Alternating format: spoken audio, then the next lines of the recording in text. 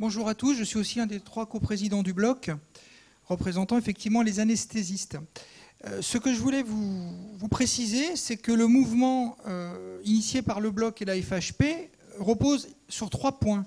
Le premier point concerne la loi de santé. C'est évident que c'est le plus important parce que c'est celui qui risque de tous nous tuer. Mais on a 2 autres points qui concernent, premièrement, le décret sur les contrats d'irresponsables, à savoir que nous demandons à ce qu'il y ait un plancher de prise en charge par les complémentaires santé dans le décret, qui malheureusement n'est pas le cas pour l'instant. Ça, c'est la première chose. Et la deuxième chose concerne la problématique de tous les confrères de blocs opératoires, anesthésistes, obstétriciens et chirurgiens, qui sont bloqués en secteur 1, qui n'ont pas accès à des compléments d'honoraires et qui travaillaient avec des tarifs de 1990.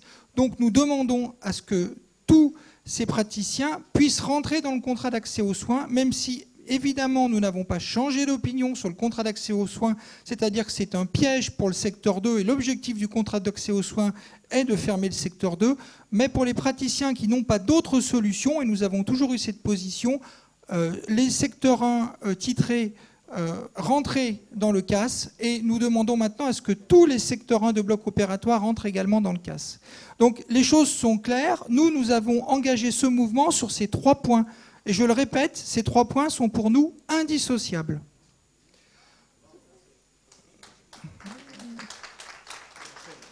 Alors, maintenant, je vais vous dire quelques mots sur l'organisation pratique, puisque je m'occupe au niveau du mouvement de l'organisation en région. Alors, évidemment, j'ai pris des notes parce que je ne voudrais pas oublier les choses. Bon. La mobilisation se fait clinique par clinique et nous vous demandons d'organiser des réunions d'information dans chacune de vos cliniques avec les praticiens, d'utiliser vos listings de CME, de régulièrement les relancer sur le sujet pour leur expliquer pourquoi ce mouvement, parce qu'on s'aperçoit quand on va sur le terrain que beaucoup de praticiens ne sont pas du tout au courant de ce qui se passe. Et ça, c'est très très important de les informer. Et quand on prend le temps de leur expliquer les choses, souvent ils changent d'avis si au départ ils avaient un a priori sur le mouvement. Ça, c'est la première chose. Également, nous allons vous fournir des affiches que vous pourrez télécharger sur nos différents sites, des affiches pour afficher dans vos salles d'attente et également des tracts pour informer les patients. Parce que ça, c'est un levier très important, vu le nombre de patients que nous voyons tous les jours, le fait de leur remettre un tract, de prendre 1-2 minutes pour expliquer ce qui se passe et que eux, demain, n'auront plus le choix si nous disparaissons, eh bien ça, je pense que c'est quelque chose d'important et il faut le faire. Deuxièmement, l'organisation au niveau régional. Et là, nous devons nous appuyer sur notre réseau d'élus RPS, puisque nous avons à peu près une centaine d'élus. Et donc, région par région, on a mis en contact nos élus et les gens actifs aussi dans nos syndicats respectifs. On leur a demandé de contacter les responsables régionaux de la FHP et d'organiser avec eux, premièrement, un point établissement par établissement dans chaque région, ça c'est la première chose, et deuxièmement, d'organiser une conférence de presse, parce qu'il ne faut pas du tout négliger l'impact de la presse régionale sur l'opinion publique, et ça c'est très important pour faire passer notre message. Troisième chose, le niveau national. Si en région, une fois que les représentants de la FHP régionale et que les élus des URPS du bloc s'ils n'arrivent pas à résoudre les problèmes, à ce moment-là, il ne faut pas hésiter à nous contacter. Alors, on s'est mis d'accord pour que, en fonction de votre spécialité, anesthésie, obstétrique ou chirurgie, vous contactiez chacun le secrétariat de notre syndicat. Et évidemment, si vous avez des problèmes aigus en dehors des heures ouvrables, vous avez les numéros des 3 coprésidents que vous trouvez partout sur les communiqués de presse ou dans nos bulletins d'infos. Donc n'hésitez pas à nous appeler.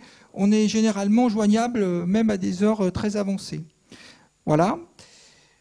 Ce que je voulais vous dire aussi, c'est un petit point précis concernant la problématique des réquisitions. Alors, nous avons mis en place une cellule juridique au sein du bloc. Donc c'est pareil, en appelant nos secrétariats, on vous mettra en relation avec la cellule juridique. Ce qui est très important, c'est qu'un mouvement, si vous vous faites réquisitionner, si vous demandez à être réquisitionné, parce que j'ai vu certains mots d'ordre de demande de réquisition, je pense que c'est quelque chose qui est susceptible de casser le mouvement.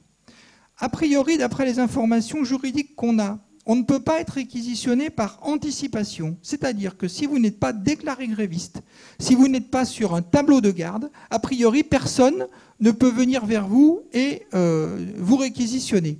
Ce qu'on vous conseille donc, c'est premièrement de ne pas vous déclarer gréviste jusqu'au 5, on va dire, pour faire simple. Des jours avant, si vous devez être de garde en début de mois de janvier, eh bien évidemment, de ne pas être joignable les 2-3 jours précédant votre garde et de ne pas distribuer non plus les tableaux de garde, de les garder pour vous entre confrères. Ça, c'est très important parce que je pense que de faire un mouvement avec un brassard marqué médecin en grève, en termes de portée, je pense que c'est nul, quoi. Voilà. Donc ce qui est important, c'est de montrer, puisqu'on veut nous enlever les missions de service public, puisque visiblement les 130 services d'urgence ne servent à rien, les nombreuses maternités libérales qu'on a, où on assure les urgences 24 heures sur 24, ne servent à rien, eh bien puisqu'elles ne servent à rien, on va leur montrer comment ça se passe quand elles ne fonctionnent pas. Voilà. Et ça, je peux vous dire qu'on l'a dit et à l'Assemblée nationale et au ministère, pas plus tard qu'il y a 10 jours. Je vous remercie de votre attention.